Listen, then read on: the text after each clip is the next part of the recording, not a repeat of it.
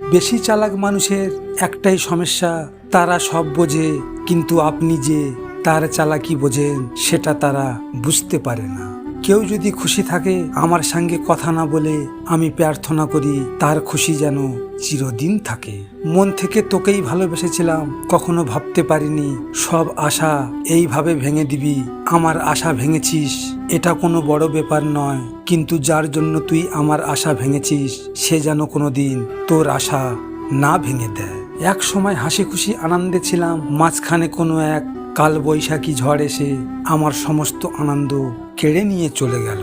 উপরে উপরে সবাই ভালোবাসা দেখায়, কিন্তু ভেতরে ভেতরে সবাই নিজের স্বার্থের দিকে তাকায়। যদি ব্যর্থ হও, হতাশের কিছু নেই, শুধু মনে রেখো অন্ধকার যত গভীর হয় সূর্য তত দ্রুত উদয় হয়।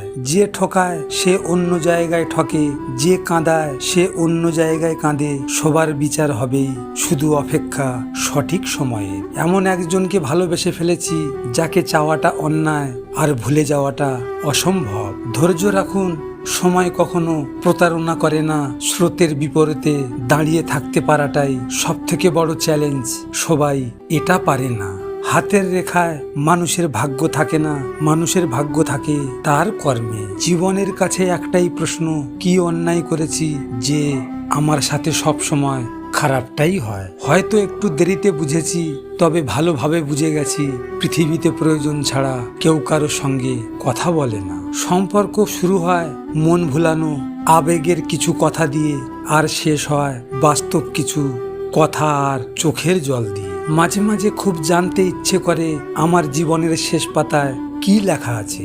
লজিক মোটিভেশন থেকে আমি গোপাল। যদি আপনাদের সাথে এমন ঘটনা ঘটে থাকে তাহলে মন খারাপ করে বসে থেকো না। মনে রেখো সময়ের সাথে সাথে সব কিছু বদলে যায়। ভিডিওটি শেয়ার করো তোমার প্রিয় মানুষের সাথে, অথবা যে তোমার ভালোবাসাকে অবহেলা করেছে তার সাথে।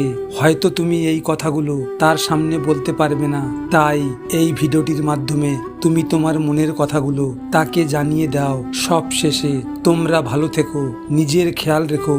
ধন্যবাদ।